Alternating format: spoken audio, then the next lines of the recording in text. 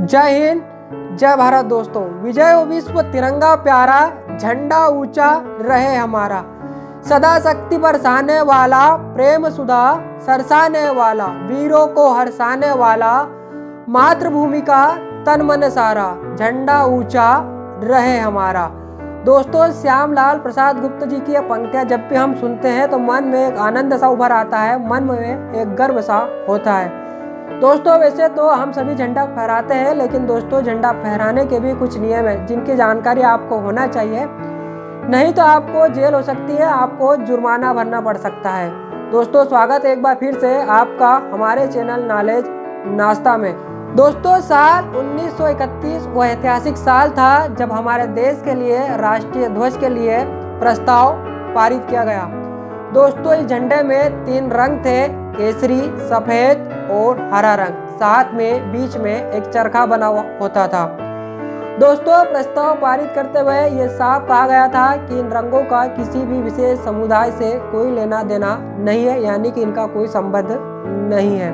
बाद में दोस्तों 22 जुलाई साल 1947 को इस तिरंगे को राष्ट्रीय ध्वज के रूप में अपनाया गया। तिरंगे के रंग वही थे, लेकिन आज़ादी के बाद इसमें जो बीच में चरखा होता था उसकी जगह पर अशोक चक्र लगा दिया गया। अशोक चक्र इस बात का प्रतीक है कि दोस्तों जीवन चलते रहना है, रुक जाना ही दोस्तों मृत्यु है।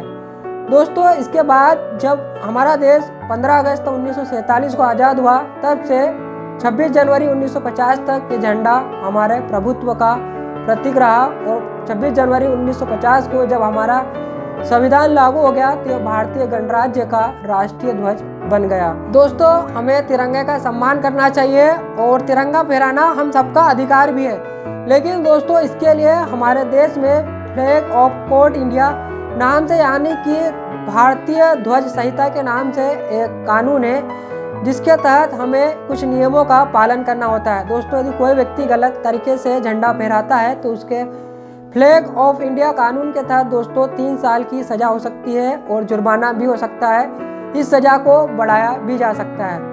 दोस्तों, आप जब भी झंडा फहराएं वो झंडा खादी, कॉटन या सिल्क के कपड़े का होना चाहिए। प्लास्टिक का झंडा फहराने की मनाही है।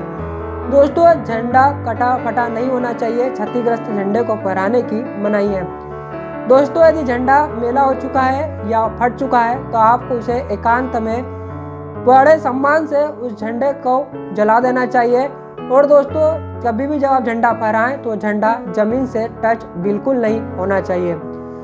दोस्तों, देश के झंडे को कभी भी नहीं झुकाया जाता। ये केवल शौक, जब हमारे देश के कोई महान व्यक्ति या कोई राष्ट्र प्रमुख जाते हैं तब उनके सम्मान में शौक के रूप में से झुकाया जाता है, लेकिन इसके लिए भी राष्ट्रपति द्वारा कितने समय के लिए झुकाया जाता है यह बताया जाता है। दोस्तों, झंडे का उपयोग आप किसी भी प्रकार से यूनिफॉर्म के रूप में नहीं कर सकते हैं। आप झंडे पर कुछ भी नहीं लिख सकते हैं, ये गैर कानूनी है।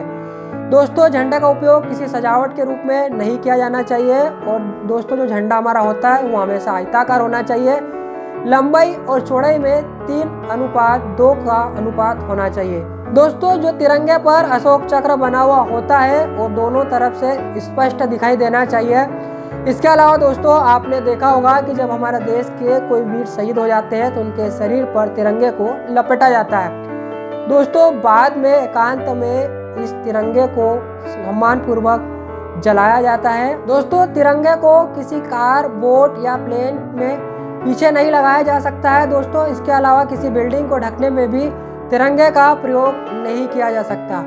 इसके अलावा दोस्तों, जो तिरंगा होता है यानी हमारे झंडे के साथ किसी दूसरे झंडे को उसके ऊपर या उसके बराबर में नहीं फहराया जा सकता। 26 जनवरी 2002 को दोस्तों भारतीय ध्वज संहिता में संशोधन करके इसे आम नागरिकों के लिए आम दिनों में भी घर और ऑफिस पर फहराने की अनुमति दी गई।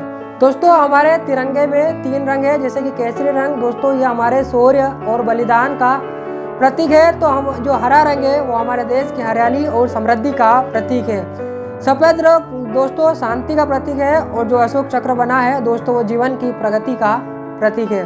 दोस्तों, तिरंगा का यह डिजाइन आंध्र प्रदेश के एक स्वतंत्रता सेनानी है जिनका नाम है पिंगली वेंकैया, उन्होंने ये डिजाइन तैयार किया था।